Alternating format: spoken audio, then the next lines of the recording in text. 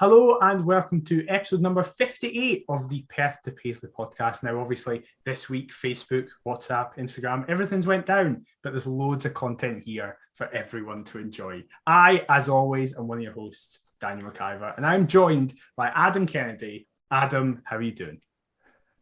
Can I be honest with you, mate? I'm in a really great place.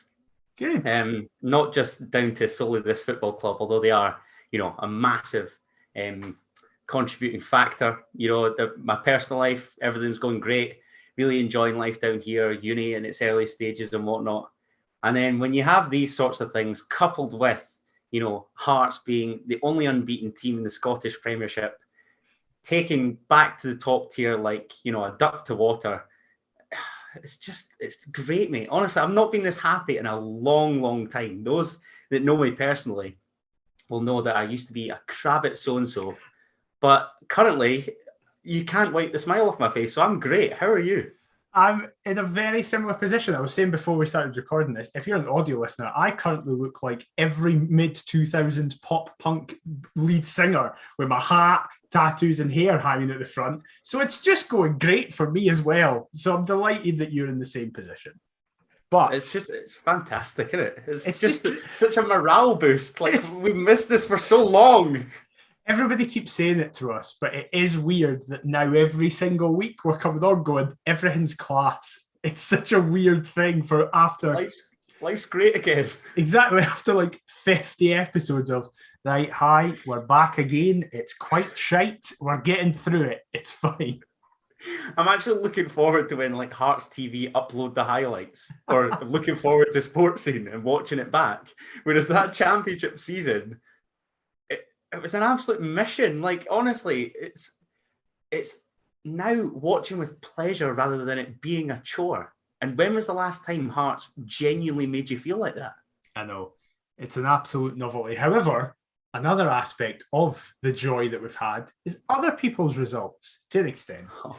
And we will start, as we do every week, with the Around the Grounds feature. If it's your first time listening, we just run through all the results from the weekend and give our thoughts on them. So we start off with Saturday. It was the bigger weekend with 4 out of the 6 games being played. St Johnstone are continuing their fine resurgence in form with a 3-1 home win over Dundee. Dundee, helmed by James McPake, continue to be as shite as a James McPake team is expected to be in the top flight. Livingston also continue their downward trend, as Adam will be delighted about, as we're probably going to get another week of him winding up Livingston fans, which is always fun, as they just got beaten again by another team who are resurgent, St Mirren, doing very, very well under Jim Goodwin. Of course, that's the only annoying bit. Yeah, that's true. That is very true. We will come to our game soon, and the Saturday fixtures were closed off by another team doing quite surprisingly well, especially in this early start. Dundee United with a comfortable 1-0 home win over Ross County, of course, sadly marred by the scenes we saw with the alleged racist incident. We're not obviously going to get into that, but Tam Courts' reaction at the end is incredibly commendable and fucking well in Tam Courts. I'm sorry for saying that you were going to get relegated. You're evidently not. We then move on to the Sunday games, where there was 2 very big games as mid-table clash. Aberdeen and Celtic played each other in an awful game that Celtic actually managed to win away from home for the first time this season in a 2-1 win. And then the game that has had all the controversy from the weekend in it, Rangers managed to defeat Hibs for the first time this season, giving Jack Ross's men their first loss, 2-1 as well. Adam, what was your main takeaways from this weekend? I'm sorry to bore everybody with this, but with the Who Scored previews that I do, I actually managed to get 2 correct scores this week. So I successfully predicted that Dundee United would beat Ross County 1-0. Looking back at the highlights, that was pretty fortunate. Mm-hmm. And the other being Rangers 2, Hibs 1. And again, the red card changes the complexion of the game, let's just say. Look, the Saturday fixtures, Dundee are an absolute mess at the back. I was confident that they'd stay up, but those 3, Dundee, Ross County and Livingston, are just honking. Everybody's bound to pull away from them, surely. St Johnstone, traditionally slow starters, again look as though they've just clicked into gear. But some of the goals are an absolute disgrace, and it just looked as routine a derby, and I use that term loosely, performance that it could have been. So, yeah, fair play to them. Livingston, I actually predicted to bounce back. I thought, having won their last home fixture against Celtic, I know it was a tough week with Rangers, us, and whatnot, but back at the Tony Mac, and even watching the highlights back, Livy probably should have won that game, to be honest, given some of the chances that they missed. But St Mirren, like you say, they're putting a decent wee run together, so that's annoying that that's obviously the case. So Livy getting beat was, it's one of those things, but St Mirren, I'm not happy to see win. Touched on United already. My trip to Tynecastle will come to, because that's just going to be the large bulk of this, and it makes me really happy. Sunday fixtures had Celtic to win by a goal, but I said it'd be 1-0 as opposed to 2-1. Don't know why anybody would anticipate that was going to be a great game, given, like you said, it's between two mid-table teams, both absolutely terrible. Celtic's first win on the road since Valentine's Day. And I'm a massive, massive admirer of the fact that previously Celtic fans were singing about 10 in a row, and here they are singing about an away league win. So that just shows where that club's at. Aberdeen are honking, by the way. The fact that we're 10 points ahead of them, even at this early stage, just sensational. And yeah, Rangers Hibs we'll touch on, because that's obviously where all the controversy arrives. Rangers, better watch what I say, actually, given the next league fixture. You're a very brave man. I'm not. I was just thinking, let's just tread carefully. Rangers won. That's all I'll say. Yes, but Hibs actually started really well, and it was a decent header from Kevin Nisbet. But Ryan Porteous is just such a dafty, it's untrue. And I spoke about it on the Talk Scottish Football episode that's out tonight, actually on the night of recording. His sheer stupidity is the only thing that actually holds him back.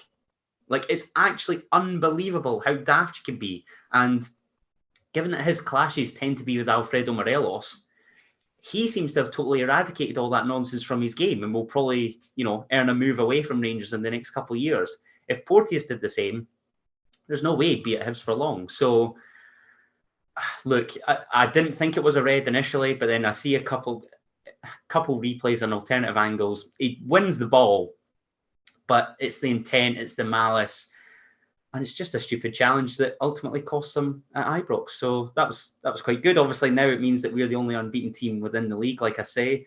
Going to make the most of that, because we might only have a couple of weeks of that being the case. So, yeah, it's good, mate. Another wacky and wild but wonderful weekend of Scottish football. I pretty much felt the same. The Saturday games, I felt the Livy St Mirren game was really impacted by the weather. I don't know if that goal goes in, if it's dry, because the ball kind of just scoots across. And keeper's got to save it. He does, but I will give him the benefit of the doubt that the ball is soaking wet. He doesn't seem very buzzing about that. He chucks the ball away in fury. Ross County look awful. They just look terrible. Dundee are the exact same. I hate to be that guy, but again, I know we dropped points against them, and it makes it worse. But that's what I was going to say. Like, some days we'll view it as a point picked up, but given where they are, it's like, do you know what I mean? It's the same with Aberdeen. Yeah. To an extent, the Hibs draw is the only really one where it's like, yeah, you can go on it. Okay.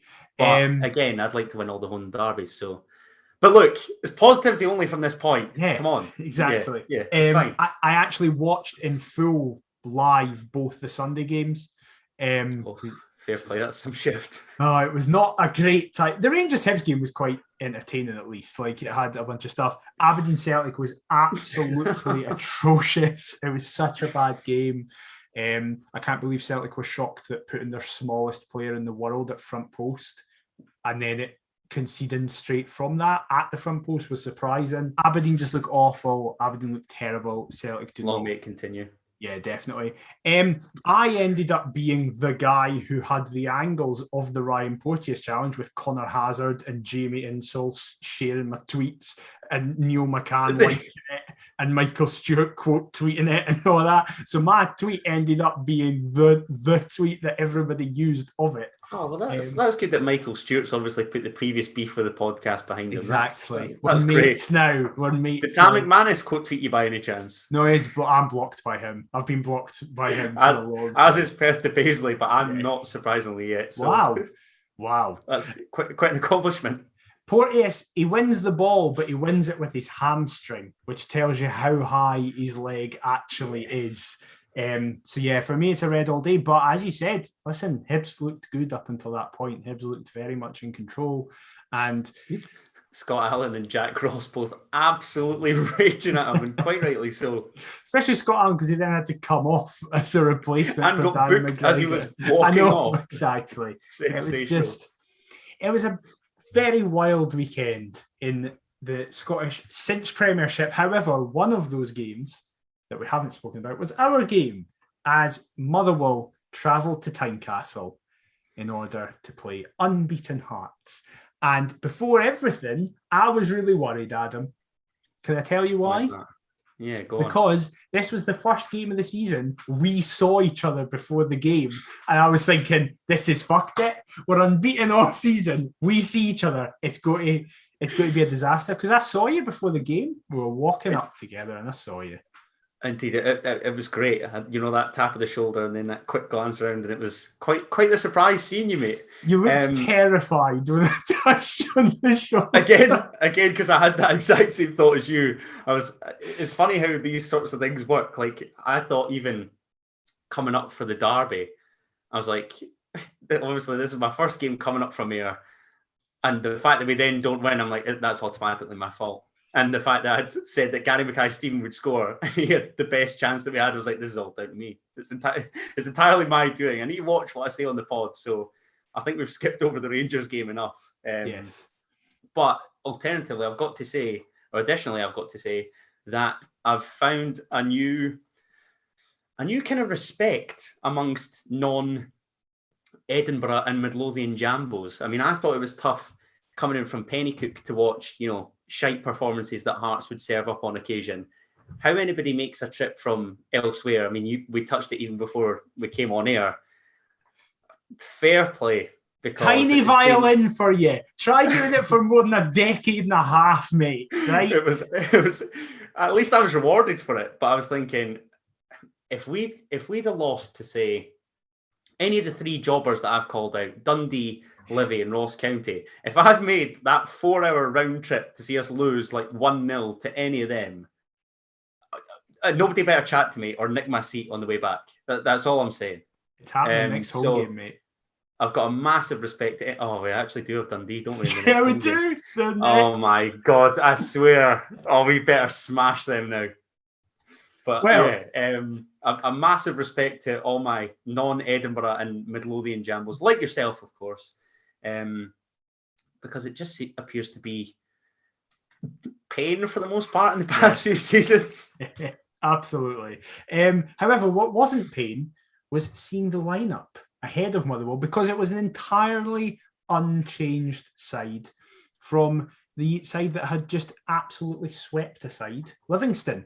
A lot of people initially went to the lack of Suter being in the squad as a bit of a worry, not for the game in hand, but just generally for his fitness. However, it was made very apparent very quickly that at the shareholders meeting 2 nights before, Joe Savage had made it clear that it is just a slight calf strain, and that in previous seasons we've had to rush Suter back because we have no one else remotely close to his level.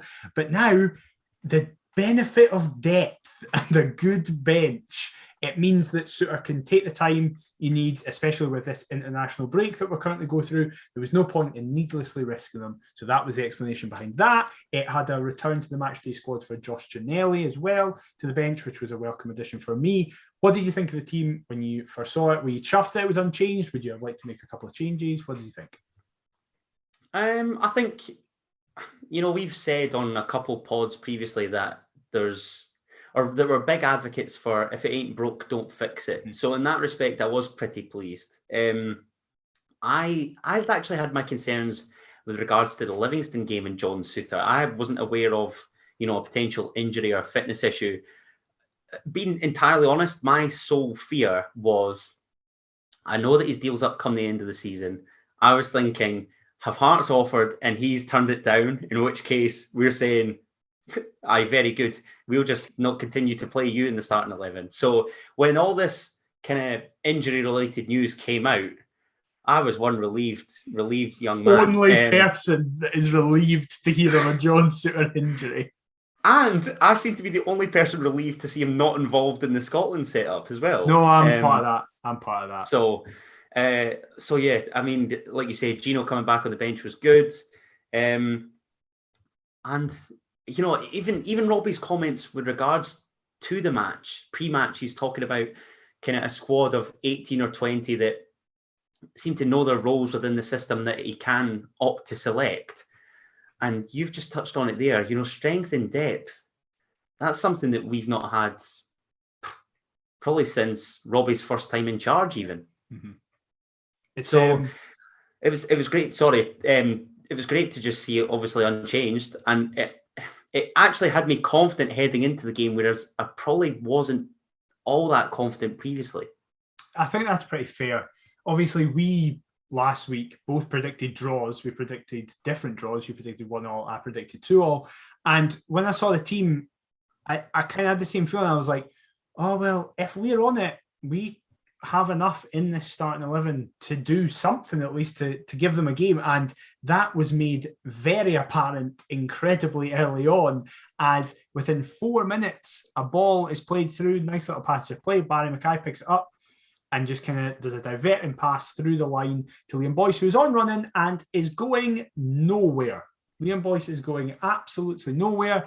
He's either got to, he might even run out of a play if he doesn't make it properly, but he might just end up getting it turning, and then he has to do something.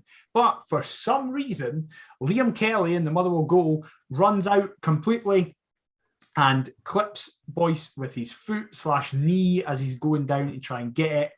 And we win a penalty inside the opening 5 minutes. Now, I will say this. It was right in front of you where you are. Yes. So you had a better view of this. My initial reaction was, that's a dive. Really? Yeah. I was like, that's not a penalty. I had heard, I think it was Shelley Kerr on the sports scene panel say that initially she didn't think it was a pen either. Yeah. It's one of them where, again, like you say, there is absolutely no need for Liam Kelly to come out because the ball from Barry Mackay, as much as it's a decent little passage of play and it's a nice reverse from Barry Mackay, it's not a real great benefit to Boyce. He's probably chasing a lost cause there, to be honest, but his know-how, his experience, he knows exactly why Liam Kelly's come. That makes one of us, and draws the foul.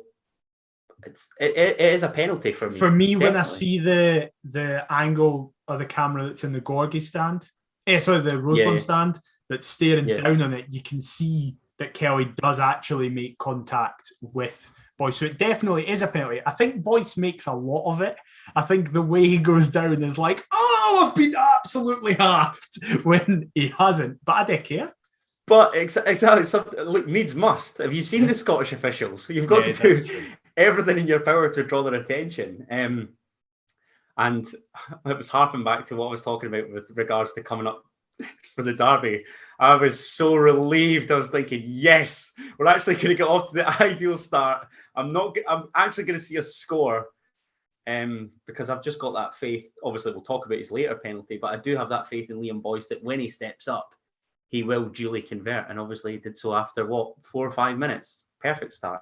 Absolutely. Boyce does convert for his 10th of the season. And on this very podcast, a few months ago now, he said that his aim is 10 by Christmas. Well, he had 10 by the start of October.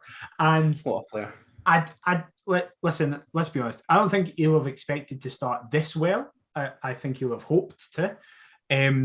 But I think that is just kind of in line with this unexpected start the team in general has had. And so much of that is through Boyce. takes his penalty very, very well. And as you said, you literally can't ask for a better start to settle everything down and just move into the game.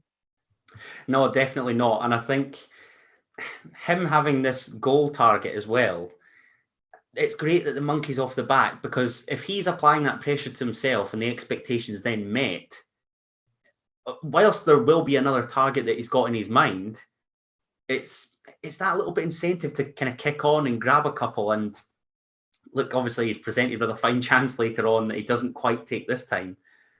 But again, it's like, it's funny with Liam Boyce. Like, there's games where he'll be outstanding, rightfully reaps all the rewards. And then there's games where he starved the service, but he'll still pick up the odd goal here or there. So even to have somebody of that ilk that we can depend upon, again, it's another luxury that we've not had for ages. Like, this Hearts team, there's genuinely so much to like about it. And it's a good few years that we've been crying out for this. Like, when I consider the amount of money that the fans have poured into the football club, been through some horrendous times, and now it seems like we're actually, like, we've come out of it. I feel like a freed convict almost. That's an awful analogy to use. That's a terrible analogy. But I genuinely do. Like, we've served our time, and now we're just back out in the open again. Great. What a way to convey your love for a football side currently. However, that football side... This is where I'm arrested a couple of years down the line, exactly. Isn't it? That football side is doing very, very well. For the kind of next 10 minutes, we're all over Motherwell. A side who, listen, they've started incredibly, incredibly well. We were both quite worried about it in terms of if they're fit and firing, they'll be good. We made Motherwell look incredibly average, particularly in that first half. We have a couple of chances. Ben Woodburn does a really nice passage of play out in the far left, plays into Boyce, who hits the side netting. Barry Mackay is just constantly trying to go for that turn constantly that he did against Livingston, and he's getting a lot of luck with it, putting balls in. How good's he been as well, by the way? He's been fantastic. To cut you off there, but I even said it on TSF as well. He's probably the winger that we've been crying out for since Sam Nicholson left. That's a fair point. You know, like when you actually look at the squad and the areas, or I did like David Milinkovic actually. That's a good point. Yeah, nice one. Thanks, mate. Knowledge. Well, we didn't have that last week, and Laurie pulled us up for it. So you've made amends this week. Well done. But it's actually mad. Like, the nick of the squad previously. Like, how could a club of Hearts' supposed size and stature have at times one, maximum two wide players available from a playing squad to choose from? Like, it's not rocket science to identify the areas that we needed strengthening, but the challenges then arise from the players that we do sign, and it seems like we're addressing the areas with the correct choices. What a novelty. Again, like, we are genuinely, how am I best putting this? We're actually worryingly harping on about the bad times far too much already in this episode, because we just starved of it. You are. I've not mentioned them once. Well, you did. But this is what happens when I answer the questions. Right? No further comparisons to the last few years, other than the fact that we've now won more Premiership games than we did in the entirety of our last Premiership campaign. Yeah, that's the last of it. I will shut up now. Well, a positive that definitely wasn't here last time we were in the Premiership is Benny Baningime, who wins a free kick after playing. He does a wee turn that just gets away from his man. And I saw certain individuals, such as your friend, say, there's no chance that's a free kick. It's really soft, despite him getting kicked in the shin and going down. Gogsy came under a lot of criticism. So I didn't want to really raise this because he's your mate and you're in the video. I watched the video. You're in it. I was delighted that you brought this up, actually, because I'm starting to worry about my friendship with that boy. Like, what on earth is he talking about? I've got another issue with him, by the way. I've got another issue with him that Go on. gets raised later, but I'll just put it now. He says it like in the second half at around the 70th minute or something like that. We're 2-0 up, coasting, even with a missed penalty and everything. And he's like, they're all singing like, "Is this a library?" And it's like, what's the chant? It's like, yeah, you're Motherwell. Why should we sing about Motherwell? Like, who gives a fuck? I was meaning to pull him up on that. And I met up with another Motherwell mate of mine, Stevie, beforehand that I did the preview with. So if you watch that, thank you very much. And Stevie's a top guy. He loves coming to Tynecastle. Says it's his favourite away day and whatnot. And he was harping on about the atmosphere. And I thought to myself, I'd get a Celtic fan, a Rangers fan, a Hibs fan, an Aberdeen fan to an extent, all saying that.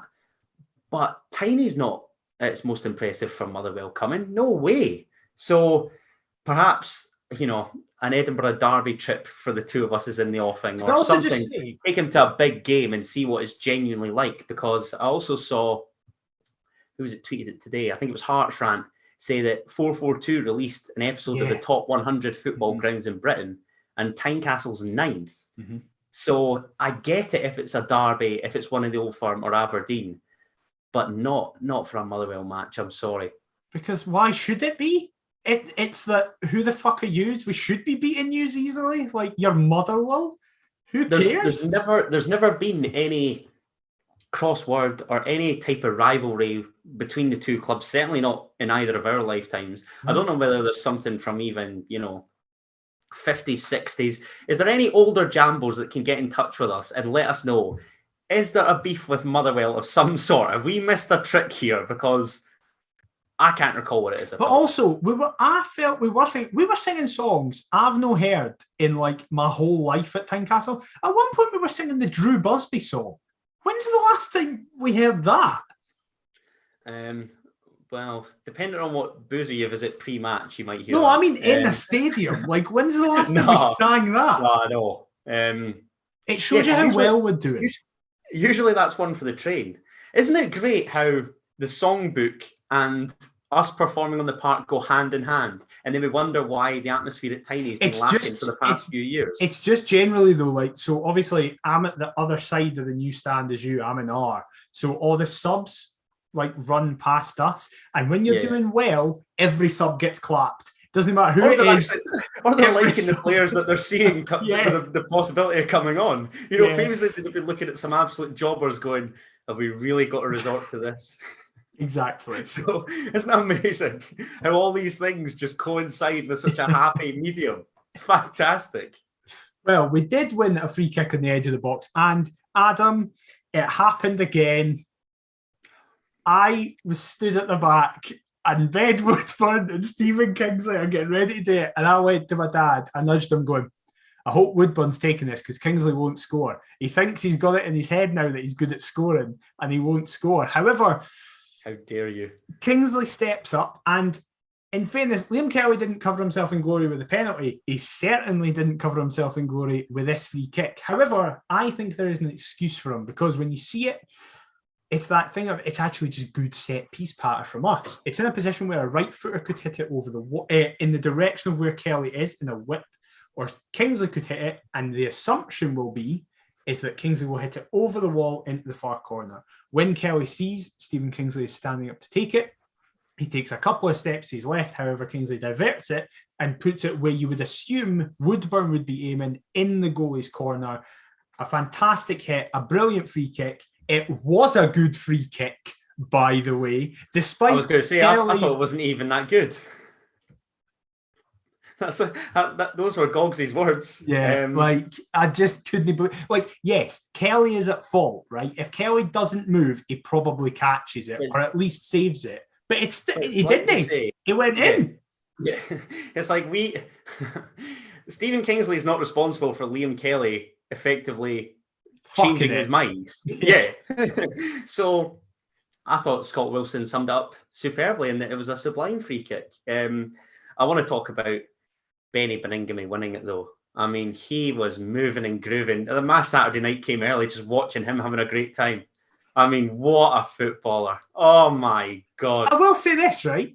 And this is to add up to your point and just be like, it's insane how good he is. I think this was technically one of his weaker games, and he was arguably man of the match. And how good was he? This is Exactly. these are the levels that we now have.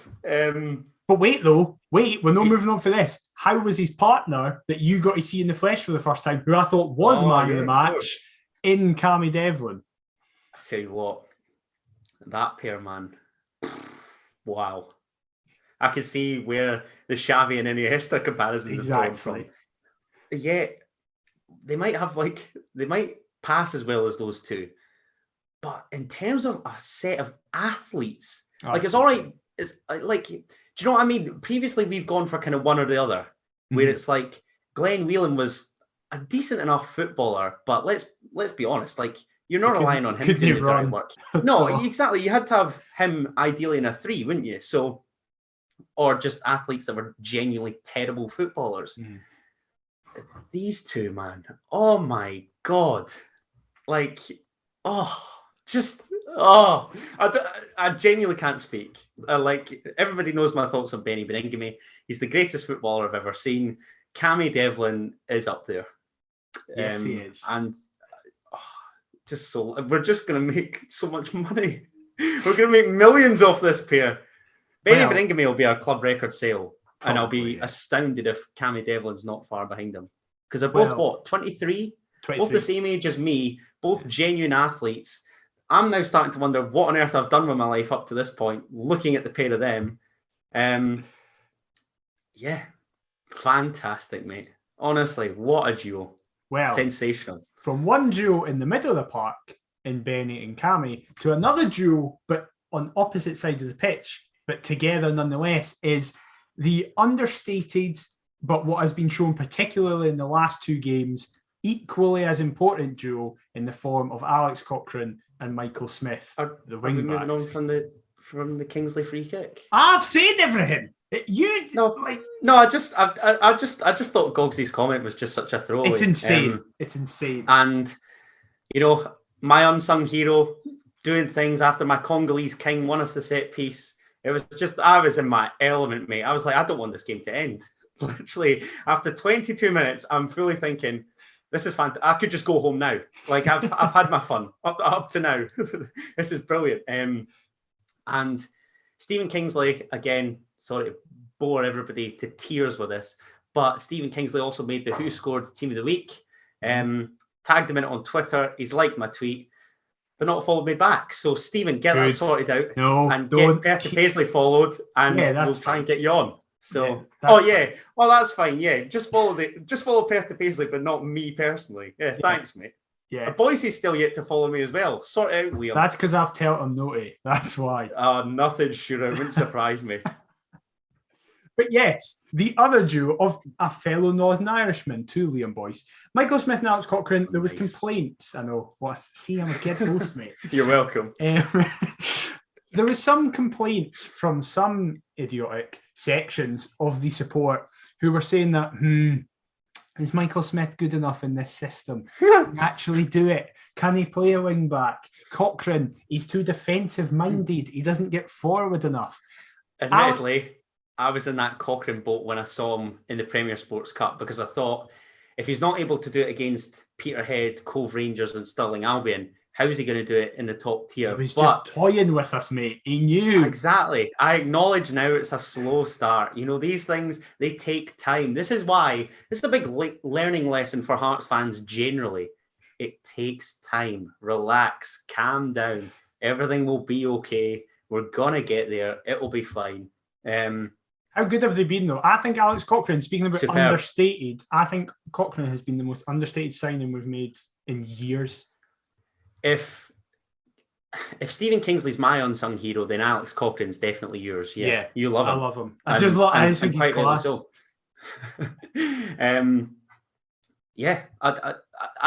As a duo, I know that Michael Smith's 33 now. Yeah. So he's not going to be around forever. Yes, he is. Again, Don't do this. We've just got to make the most of these players while they're here. He's only got Benny Beningame in particular. I think if I'm right in remembering, if Smith plays 4 more games, he gets a year extension automatically. Oh, is that right? I think it was 12 games. How do you know that? That's some ITK info right there. See, I ken shit, mate. I can. Boys, he's been messaging. I'm going to message him off the account. Yes, he has. No, I'm pretty sure Barry Anderson said it in an article during the transfer window, because people were saying about Kingsley and Smith's contracts both coming up at the same time. I believe it was Smith was saying in a press conference. Oh, that's right. They signed around the same time. Is it not? Yeah. May 22 that they're both up. I think so, right? But I think if Smith plays 4 more games, then he has his contract triggers an extension of a year. Well, let's also get that for Stephen Kingsley, because I've talked about aspects of this Hearts team. Another is the fact that we've actually got a set piece. Don't want to say specialist, but it feels like there's danger going to arise from a set piece. And again, we've not had that for a long time. I saw a stat, by the way. Stephen Kingsley, before he came to us, had scored 1 goal in his career, and now he scored 7 for us. Bloody hell. Oh, well, we've done him a turn. He's done us a turn. Exactly. So everyone's a winner, really, isn't they? Because last week, even, I think, was it last week or the week before, we were talking about Alex Cochrane and his set pieces, particularly his corners. Yeah, it was last week, because I couldn't believe that every corner he's putting in. I was like, oh, we look like we could actually do something from this. Do you know what I mean? And I get that same impression with Kingsley on free kicks, boys from the spot, albeit we'll come to it. Yeah. Lots to like, mate. Lots to like. Well, it makes me so happy. It's been such a long time coming. The first half kind of continued in that form. Ben Woodburn had a really good shot, just tipped over by Liam Kelly. Ben Woodburn it's so weird, because Woodburn hasn't actually technically contributed anything. He's not got a goal, he's not got an assist. But I feel like every game you can just tell he's above this level. He just looks better than like most people. I was going to say exactly that. He looks lively, doesn't he? Even if he hasn't contributed. I didn't actually think he was all that great Saturday. He was probably the weakest player in the park, probably. But what does it matter? And this he still played all right. Yeah, that's our situation now. And that's what I was going to come to later on. But we'd be as well to just say it now. I've been a critic of Robbie Nielsen, as you know. And substitutions in games. I also got into a chat on Twitter with Alan about it when I was coming home on Saturday. And I felt like the changes on Saturday were the correct changes at the correct times, albeit the Halkett ones perhaps enforced. Yeah. So Andy Halliday then coming on, a wee reshuffle.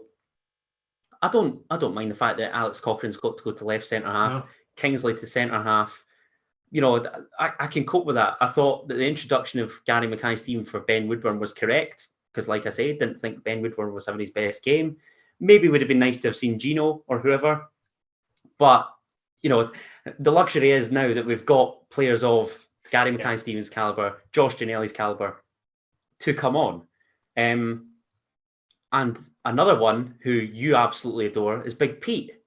And he comes on for Barry Mackay just to shore things up later on in the game. And did fantastically at it, can I say. That moment where he just absolutely takes Slattery out, but gets the ball, gets up and sprays a pass, and Benny is just like, yes, beside him. It's amazing.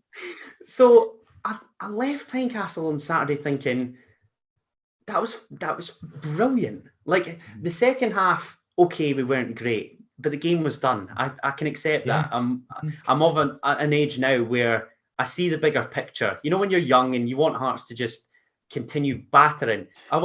This last year. What do you mean when you're young? Because we were against jobbers last year.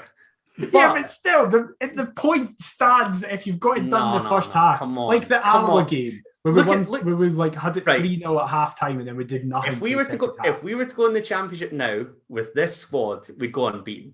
And that's we would. There.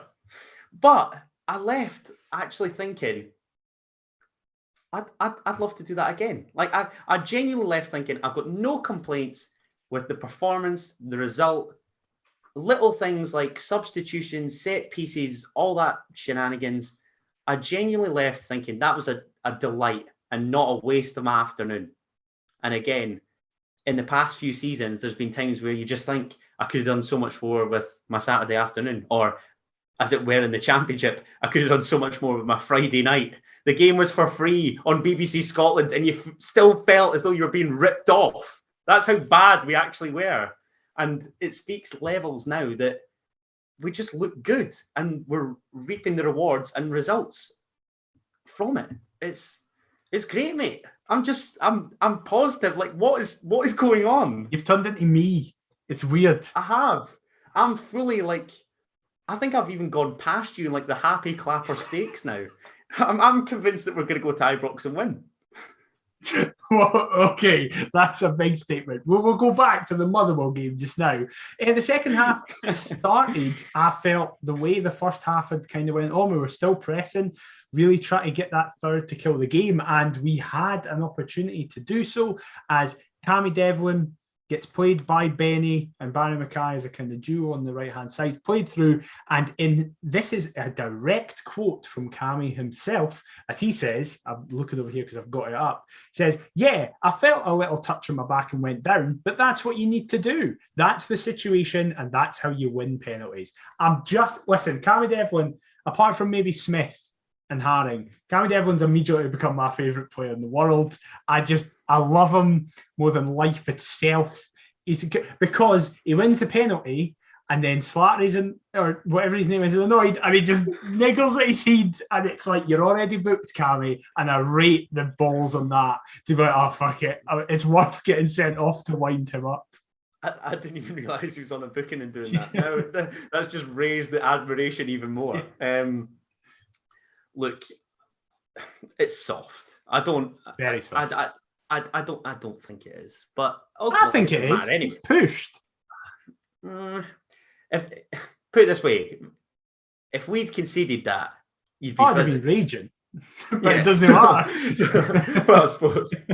But we Aaron tweeted out, didn't he? The kind of shithousery in that number 14 jersey. What is it? Yeah, don't know. It's bizarre. I don't remember. Who was the previous 14? I was thinking kind of Christian Nadi. There was no real shithousery. Pretty sure he wore 14. Nadi was shithousery though, but purely to do with Hibs. He just just terrible, but he'd still bag against the V team. Yeah. Christian Nadi was not terrible. I will state this. Christian Nadi was not terrible. He was very good. It's certainly not one of the worst we've seen, but then again, I like Nadi a lot. Anyway, we have the penalty, and yes. I talk about a decent striker. Yes. Well, I turned to my dad going, he's going to miss this because Liam Boyce has never scored 2 penalties in the same game ever. And you know, this is something that I've had a conversation with a few folk about. I'm not a big fan of a player taking more than 1 penalty in a game. And I was trying to think of players that have scored multiple penalties. James Tavernier, I think, Craig recently Whiten last season in the same game. Yeah, Wraith in the cup is where he scored his hat trick. He scored 2 penalties, bottom right. Jesus, how the hell did you remember that? Because I won money on it, mate. First goal scorer, Craig Whiten. There's a shock. The one time that you went on Michael Smith. And I can remember kind of Paul Hartley scoring a hat trick of penalties for Aberdeen, but generally speaking, I'm not a fan. And Benny Beningame has a shot later on in the second half. I thought Liam Kelly makes a great save. And that was exactly my point. Immediately, I turned to my mate Tanner that I got the games with. I was like, give it to Benny. Give it to Benny right now. Get him off the mark. Complete my day. Complete my life. I'll be the happiest man in Edinburgh, the Lothians and Fife, everywhere, the entire nation, if Benny were to tuck one away. So when I see Boyce took it, I was like, okay, that's fine. I can live with, another one added to Liam Boyce's tally. Little did I know that wouldn't prove the case. But again, I thought it was a soft penalty anyway. Liam Kelly's obviously a mile off his line. Like, unbelievably far off his line. The whole way that this penalty arises, the whole taking of it, saving of it, was just a complete shambles. I'd just like to totally eradicate that from my mind. We'll move on. Just forget about it. Because it didn't detract from what was a great performance and result. Yeah, definitely. As you said, Benny had a chance on the edge of the box, kind of going top corner. Me and my brother fully thought it was in and jumped up. So did I. So did I. He had his dancing shoes back on. I was just, what an honour it is to watch him play And football. the wee moment after it where he's gutted and Devlin just comes up behind him and hugs him and is like, it's okay. They're just the best people in the world. Pulls on my heartstrings, that. It really does. I mean, yeah, it kind of sums up our pod. You're more Devlin, I'm more Benny.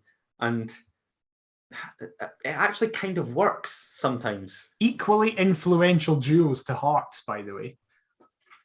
But yeah, let's go with that. We'll obviously get a shit ton of abuse for it, but yeah. Yes, I'm willing for that to be received. The Perth to Paisley is making a statement. We are as influential and important to Heart of Midlothian as Benny Maningame and Cammy Devlin. Without a shadow of a doubt. Arguably more influential. Right. Even we need to count it here. Of course, with that Benny shot, it kind of put an end to our chances. Woolery breaks actually from the penalty save, breaks, and Craig Gordon makes a routine great save that no Hearts fan really bats an eyelid at. And yeah, the game kind of just... standards for the skipper, innit? Yeah, exactly. It kind of just peters out towards the end. And we just get what turns out to be very routine 3 points. And I think that's the biggest statement that, obviously, yes, last week we're speaking about Livingston and we're waxing lyrical about it, going, it's the best performance we've seen in years. But you do always have to take it with that pinch of salt and go, it is Livingston, they're not doing very well at all. And there's other situations this season, like with Celtic, where obviously it was great, but there was a large period of that game where we weren't at the level we've been recently. We dropped points against Hibs, dropped points against Aberdeen, and then go away. And we've kind of fixed our away record, but obviously dropped points against Ross County. That game at the weekend for me was such a huge statement because Motherwell, I think, were the most informed team in the league of the last 5 games. They'd won 4 out of the last 5 and drawn the other. And hadn't lost since the opening day either. And they were kind of riding that crest of a wave, like you say. And it just kind of solidified that, we're now in a position where we can make a team who are doing very well and technically should be competing at the top of the league look very, very average and not a threat at all. Yeah, I wasn't all that impressed by Motherwell either. I've got to be honest. I think first half, they had a chance with Tony Watt in added time. Mm-hmm. Yeah, where I thought that was a great strike. And like I say, I'd highlighted my fears about Tony Watt last week. Yeah. So instantly I'm like, oh, shit. But then it's a great save from Gordon. How they don't score from the resulting corner, I'll never know. But I think in terms of that front three, which was obviously what we'd highlighted prior to the match, he was the only really shining light. I think that Kane Woolery was awful, by the way. He was non-existent, mate. He was non-existent. And I think Woolery had that chance that you talked about kind of on the break. It seemed as though they were just going to use his pace in behind to try and create something. I thought the penalty save from Liam Kelly galvanised them a little bit. Yeah. They had a kind of 15, 20-minute spell where they were trying to kind of creep back into it. Callum Slattery was another one that I'd highlighted, but when he's up against the greatest footballer that I've ever seen, and Cammy Devlin as well, it's always going to be tricky. And yeah, the 4 kind of main threats, I thought that Tony Watt was the only one that was going to be a pest, and it didn't prove that way at all, which again is testament to the squad. Back-to-back league victories at home, back-to-back clean sheets. Just great. So pleasing. Well, I think that is a perfect way to end that segment, speaking about Motherwell. Of course, that sent us top of the league for merely 24 hours. However, we are now going into the international break, clear in second, all games played, 3 points above Hibs, and due to Hibs getting beat at Ibrox, we are still now the only unbeaten team in the Cinch Premiership. Who'd have thunk it? I know. We will, however, now move on to some of our individual players from that performance as we're in the international break. As you can tell, we're absolutely delighted about it and cannot wait to watch Scotland play Israel for the 900th time in the last 6 months. However, a few of our guys will be in action, or at least that was the case until today, where we saw that a player, first of all, we'll speak about, Michael Smith, has had to leave the Northern Ireland squad that he was in due to injury. We do not know the extent of said injury. However, it's enough that he's left the camp. Please be fine is my main mindset right now. Yeah, do you know, we've spoken about it on previous pods. He's, in my eyes anyway, probably the most irreplaceable player in the team right now. Mm-hmm. I think Taylor Moore, who we haven't really spoken about, with John Souttar's absence, has been fantastic. Hasn't put a foot wrong. And that, again, was another problem position or an area of concern. I think should Michael Smith drop out, we've not got another right wing back. That's pretty evident. So in the shape that we play, striker was another one, but again, Boyce and Nandwile can alternate. Moore and Souttar, there's no replacement for Michael Smith. So fingers crossed that everything's A-OK with regards to him. And there's been a lot of praise for Michael Smith recently, given we've now seen exactly how influential that he is, how loyal a servant he's been to Hearts. So hope he's all right, and that he's part of a successful season with us, because he's top man. What a player. Definitely. The other player that I kind of thought was going to get called up, and it plays into two people here for different nations. We'll have a bigger discussion about the second one. However, I just kind of assumed that Ben Woodburn would get called up to the Wales squad. However, he hasn't done.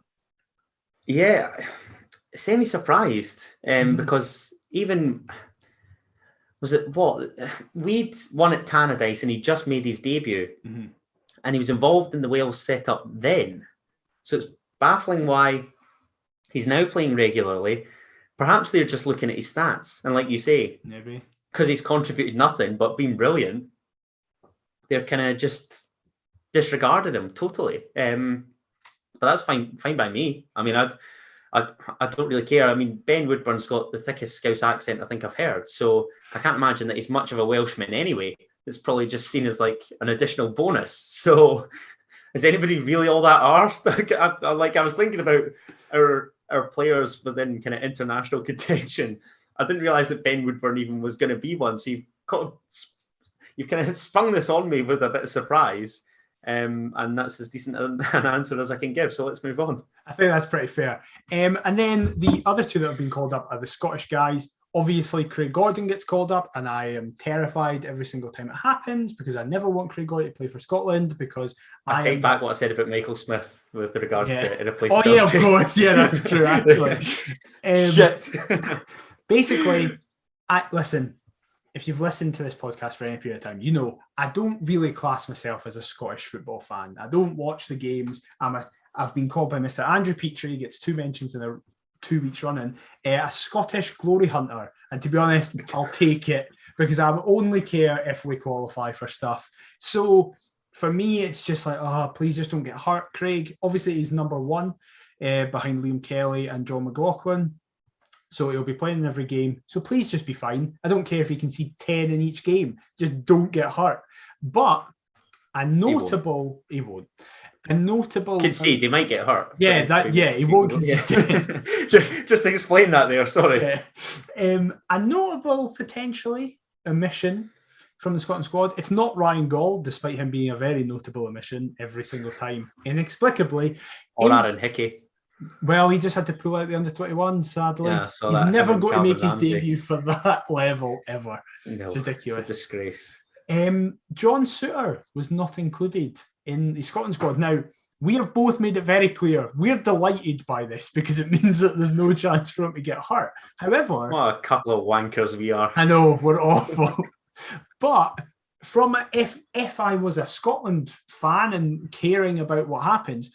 There is no better centre-half than John Souttar to Scotland available. Grant Hanley has been very, very good in the national setup, not taken away from that. And Jack Hendry probably is the starting centre-half and will do fine. But even if you're not taking him to start, I don't care. Scott McKenna should not be in a Scotland squad over John Souttar. It speaks volumes that they'd probably rather put Scott McTominay, a central midfield player, in and amongst that back three. Look, I said it on Twitter, I'd be delighted to see him feature for the national team regularly, so long as he's got Hearts a decent fee and is away from the club. because his injury history is well known. There's absolutely no doubt that he is a talented footballer. I mean, he's absolute caviar. So again, it's just the selfish nature of us football fans. I'd love to see him start for Scotland, but just not right now.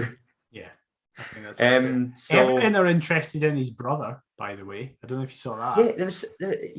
I saw Everton and I saw somebody else recently. I think it might have been Spurs. It was Spurs. In Harry Suka. But obviously he's of Australian nationality, despite probably being about as Australian as the pair of us are. So, just the Scotland caps will come for Soapy. Yeah.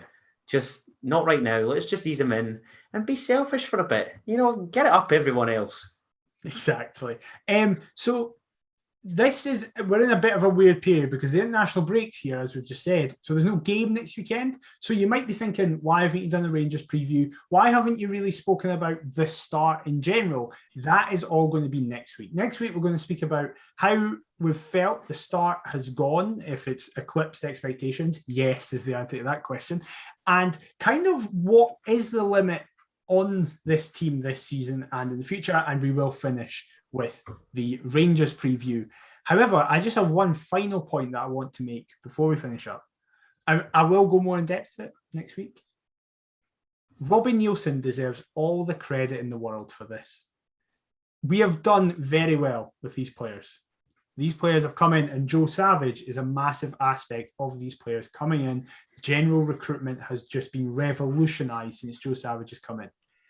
But Robbie Neilson has managed them. Robbie Neilson has put them into this formation. Robbie Neilson is the one telling them the game plan. And Robbie Neilson, as I expected, is doing well in the Premiership because Robbie Neilson is the type of manager that will just get you to where you want to be in a league. Like every single time, apart from MK Dons, which was a weird situation, and it's fucking MK Dons. Who gives a shit? Fuck them. Wimbledon, yes, not MK Dons. Terrible football club. Exactly. I've always made it clear I'm a big Robbie Neilson fan. I've always stuck by him. He probably should have been sacked after Brora, but that's not for me anything to do with Robbie Neilson. If we had Pep Guardiola, if we had George Burley, if we had Paulo Sergio, any manager who gets beat in that situation should be sacked. For me, it wasn't because it's Robbie Neilson. And even after that game, I was like, right, he hasn't been sacked, so therefore we keep him on. And clearly it has been shown that it was the right decision not to sack him because, as we just said, we're currently the only unbeaten team in the league. It's not like we're unbeaten with just up 8 draws. We're the second best team in the country currently, 3 points clear third, a point behind league leaders Rangers. I can never remember who runs the Twitter poll after every single game of Neilson in or out. But this week, after the Motherwell game, they ran it. And for the first time, the ins was a higher number than the outs were at the time of Brora. At Brora, it was 93% out, and at the weekend, it was 94% in. I don't know what the 6% who still vote, who want Robbie out, I don't know what they'll never be. Even if we win the league, I just don't think they'll be swung round. And I want to get your opinion because you, out of the two of us, you're not the biggest fan of Neilson. I was going to say, let me explain why I cast my vote in amongst the 6%. No, I'm only joking. So we're going to have another hour-long discussion if that's the case. No. Look, this is where it's kind of tricky for me because I know that Robbie's played a big part. I obviously know that Joe Savage has played a big part. When we are unearthing these kind of hidden gems, it's tricky to gauge exactly who's responsible for who. Mm-hmm. Do you see what I mean? I feel as though Benny would have been a Joe Savage acquisition, but then I know that Robbie's been an admirer of Barry Mackay for a while. So I can't pinpoint any blame or any praise either way when it comes to Hearts making a signing that then looks good.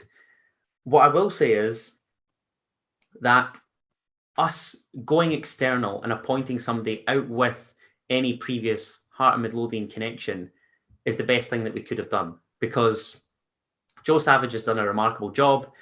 Robbie's doing a great job with players that he's identifying, that Joe Savage is identifying. And the two in tandem,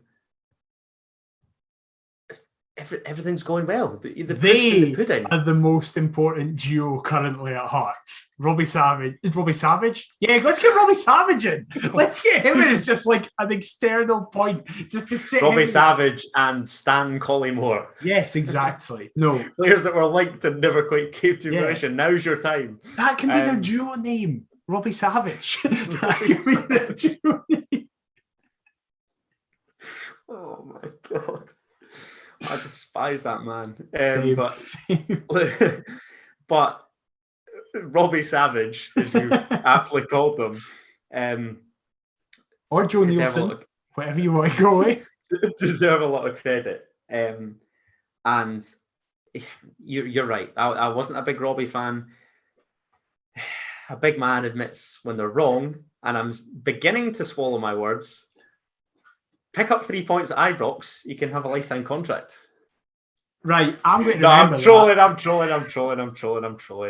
Calm down. Look, life's good. It's enjoyable right now. So thanks, Gaffer. There, I said it. Through gritted teeth and hate and everything. Thanks very much, Joe, but thanks, Gaffer. Anyway, thank you all for listening to episode 58 of the Paisley Podcast. As we said, next week will be all the Rangers stuff and the general season review. But we do hope you have enjoyed this episode. If you have, please leave us a review on your podcast platform of choice. It massively, massively helps us. We've seen a rise in them, and we really do appreciate that. What we've also seen is a rise in YouTube comments. So if you're on YouTube and watching us in the actual physical video version, please leave us a like, subscribe, and leave us a comment. We really do appreciate it. We read them all. Nothing goes unnoticed. So thank you so much for that. If you want to give us an email, we're perthpaisley@gmail.com with any topics you want us to discuss. If you get us on the social media, it's below us on the YouTube. However, if you're just listening, it's Paisley on everything. You can get us everywhere. How can they get you personally on social media, Adam? They can find all my Robbie Nielsen praise on a variety of social media networks at Adam T. Kendall. And what about yourself, mate? I am at DMcIver22. Yes, into the international break, Hearts are the only unbeaten side in the top flight. I don't think anybody expected that at this stage, but we're delighted, and we will all see you all next week. Bye-bye.